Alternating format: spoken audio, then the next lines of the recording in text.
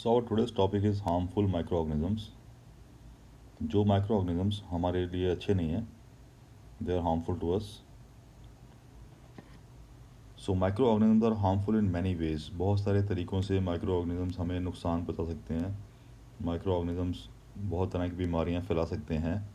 और जो micro organism, चाहे वो बैक्टीरिया है, चाहे वो वायरस है, चाहे वो फंगस है या प्रोटोजोआ है, उनको हम बोलते हैं पैथोजेंस. एक नाम दे दिया गया है पैथोजेंस, यानी कि डिजीज़ कॉजिंग माइक्रो ऑर्गेनिजम्स. तो ये हमारा एक कीवर्ड भी है. Disease causing micro organisms are called pathogens. अभी पैथोजेंस जो होते हैं वो हमारी बॉडी में एंटर कैसे होते हैं? So pathogens enter our body through air, water and food, क्योंकि ये चीज़ें हमारी बॉडी में जाती हैं. So they can also get transmitted by direct contact, और कॉन्टैक्ट से भी, टच करने से भी. यदि किसी इंसान को मान लीजिए जुकाम है या आजकल कोरोना वायरस ही है, और उस इंसान ने किसी सरफेस को टच किया, क्योंकि हम लोग हमेशा अपनी आंखों में, नाक में हाथ लगाते रहते हैं, मुंह में भी कई लोग हाथ लगाते हैं. तो उससे क्या होता है कि जो हमारी आंखों का पानी है या थूक है या छोटे छोटे ड्रॉपलेट्स जो हम छींकते हैं, हमारे नाक से निकलते हैं या मुंह से निकलते हैं, बहुत छोटे होते हैं, वो हवा में तैरते रहते हैं, उसके अंदर वायरस हो सकता है. और वो वायरस यदि कोई और इंसान उसको टच करे, या अगर आपने किसी से पेन भी मांग लिया, पेंसिल भी मांग ली, तो उसमें भी हो सकता है. तो और फिर वो हमारे हाथों में लग जाता है, और हम फिर अपनी आंखों में लगाते हैं, मुंह में लगाते हैं, हाथ नाक में लगाते हैं, तो उसके कारण हमारे को भी हो सकता है. So this is how a virus can be or bacteria can be transmitted by by touching, by direct contact जिसे हम बोल देते हैं.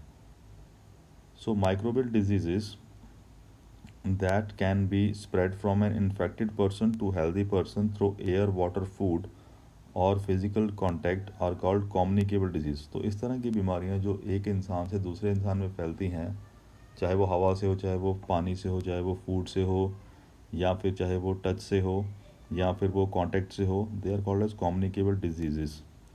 सो एग्जांपल ऑफ कम्युनिकेबल डिजीज़ क्या है? कॉलरा, कॉमन कोल्ड यानी कि जुकाम, चिकन पॉक्स, ट्यूबरकुलोसिस, टीबी की बीमारी जो होती है खांसी की, और कोरोना वायरस भी आप चाहें तो इसमें लिख सकते हैं, क्योंकि this is one of the most dangerous disease ever witnessed.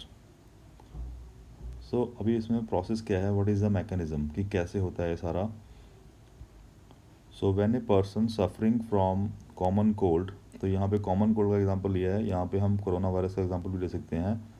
तो suffering from common cold sneeze करता है, चीखता है, तो द फाइन ड्रॉपलेट, छोटे छोटे ड्रॉप्स ऑफ मॉइस्चर, छोटे छोटे ड्रॉप्स जो हैं वो कैरिंग थाउजेंड ऑफ, एक ड्रॉप में थाउजेंड ऑफ वायरस हो सकते हैं, are spread in the air, and the virus may enter the body of a healthy person while breathing. और जब उसके पास जो आदमी खड़ा है, जो ब्रीदिंग कर रहा है, सांस ले रहा है वहाँ पे, तो उसको अंदर भी वो छोटे छोटे ड्रॉप्स जा सकते हैं, जिसके कारण वायरस उसकी बॉडी में भी पहुँच जाएगा. और एक बार पहुँचने के बाद फिर वो अपने कॉपीज़ बनाना शुरू करता है, अपने आप को मल्टीप्लाई करना शुरू करता है.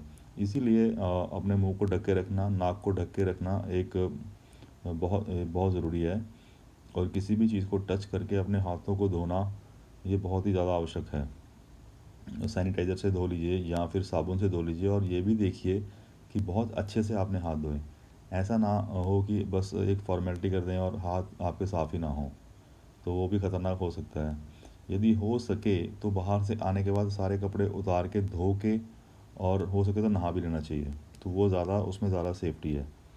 और किसी भी कीमत पे इन चीज़ों को बिल्कुल भी लाइटली नहीं लेना चाहिए, क्योंकि यदि हम इनको लाइटली लेते हैं, कैजुअली लेते हैं, तो ये हमारे लिए ख़तरनाक हो सकती हैं. और कम्युनिकेबल डिसीज़ एक इंसान से दूसरे इंसान में फैलने में कोई बहुत ज़्यादा टाइम नहीं लगता. सो इसके अलावा there are some insects, insect हैं या कुछ एनिमल्स होते हैं जो फैलाते हैं बीमारियों को, और इनको बोला जाता है कैरियर्स. सो कॉमन एग्जांपल हमारे घरों में हाउस फ्लाई है. हाउस फ्लाई जो होती है, मक्खियाँ जो होती हैं, वो गंदगी पे ढेरों में बैठती हैं, और फिर वो हमारे घरों में भी आ जाती हैं. यदि हमारा खाना खुला पड़ा हुआ है, तो जब वो गंदगी में होती हैं तो उनके पैरों में या उनकी बॉडी में बैक्टीरिया लग जाते हैं, और फिर वो हमारे घरों में खाने में आके बैठती हैं, और वही बैक्टीरिया वो खाने में ट्रांसफ़र हो जाते हैं. इस तरह से हमारा खाना गंदा हो जाता है, और जब हम वो खाना खाते हैं तो वो हमारे पेट में चले जाता है, वो बैक्टीरिया वायरस, सो हमें बीमार कर देते हैं। तो house fly is one such carrier. The fly sit on the garbage and animal excreta. Pathogens stuck to their bodies, pathogens उनके शरीर पे लग जाते हैं, यानी कि micro organisms. When these fly sit on the uncovered food they may transfer the patho, इसलिए बोलते हैं खाने को हमेशा ढक के रखना चाहिए। Who so ever eat the contaminated, यानी गंदा हुआ खाना जो है, तो ही विल गेट सिक।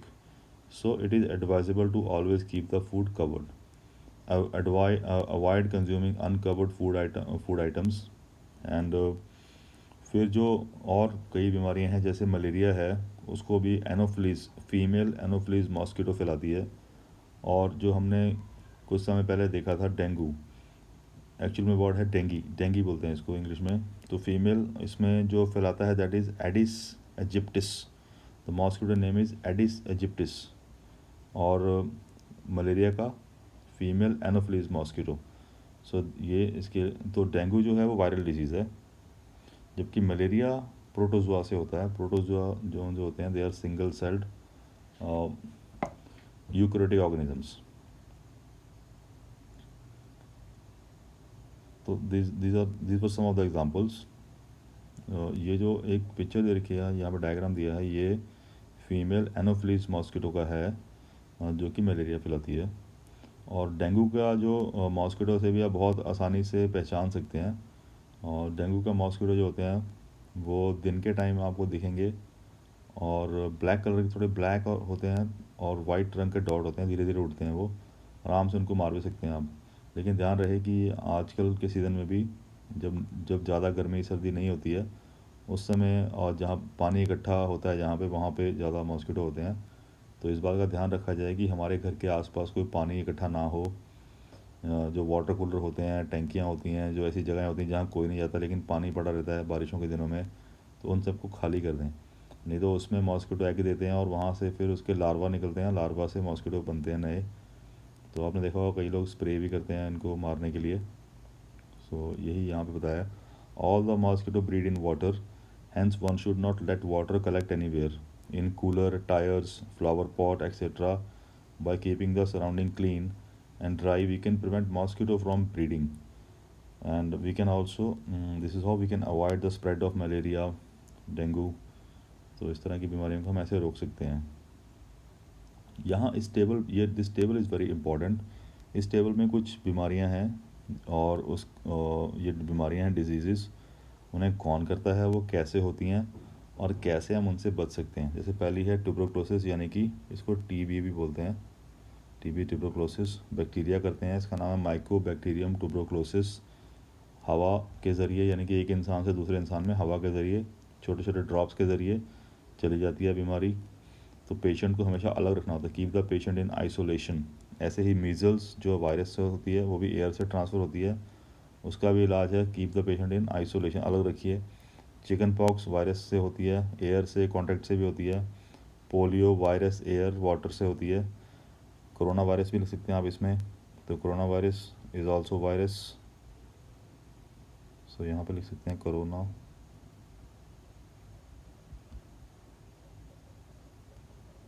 और एयर, वाटर, टच। तो अभी इसके ऊपर रिसर्च चल रहा है, हमें पता नहीं है अभी और कितने तरीक़ों से ये हो सकता है। सो इसका भी इलाज ये है कि keep the patient in isolation, keep the personal belonging of the patient away from the others. Vaccination इसकी अभी कोई बनी नहीं है, यदि किसी बीमारी की वैक्सीनेशन हो तो उसे लगवा ही लेना चाहिए। और पिछले टॉपिक में हमने पढ़ा था कि व्हाट इज़ वैक्सीनेशन और कैसे करते हैं। Then cholera water borne disease है, टाइफाइड भी, जो कि बैक्टीरिया से होती है, हमारे फूड और पानी जब गंदा होता है उससे हमें हो जाती है। लेकिन फॉर्चुनेटली बैक्टीरिया का हमारे पास इलाज है, बाज़ार में एंटीबायोटिक्स मिलती हैं, और डॉक्टर से भी हम ले सकते हैं, और उससे हम आसानी से ठीक हो सकते हैं। बट वायरस का जो है, वायरस का कोई इलाज नहीं है। सो ये बीमारियाँ जो वायरस कर रहा है, ये सारी की सारी, corona virus including corona virus, ये सारी की सारी काफ़ी ख़तरनाक हैं, क्योंकि इनका कोई इलाज नहीं है।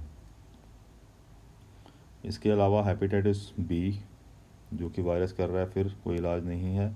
मलेरिया, प्रोटोजोआ वगैरह इसका इलाज है हमारे पास। सो इसके लिए क्या करना चाहिए?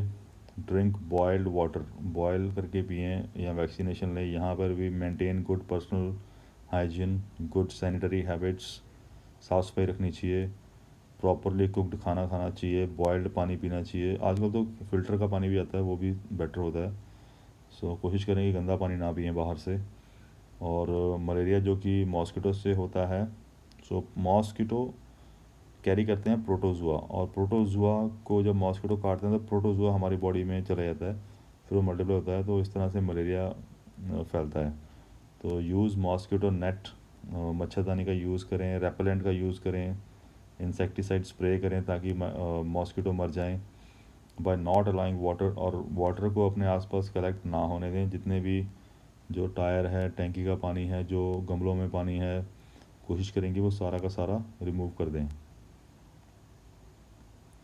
सो इसके अलावा कुछ बीमारियाँ, देर इज़ सम डिजीज़ और cause by the micro organism in plants also, plants में भी होती हैं कुछ बीमारियाँ। फॉर एग्ज़ाम्पल, प्लांट्स की पहले हम बात करते हैं एनिमल्स की। So several micro organisms not only cause disease in human but in plant and animals, other animals. For example, anthrax is a dangerous disease, which is it is dangerous human and cattle disease, anthrax, caused by the bacterium. And foot and mouth disease भी होती है, एक और बीमारी है जो कि kettles में पाई जाती है, which is caused by a virus. So he was an important scientist. Robert Koch was an important scientist who discovered bacterium Bacillus anthracis, which cause anthrax disease. तो एंथ्रेक्स जो है उसको बैक्टीरिया करता है और जिसका नाम है बैसिलस एंथ्रिकस। सो बट हम जानते हैं कि बैक्टीरिया का इलाज तो हमारे पास है, एंटीबायोटिक से हम इलाज कर सकते हैं।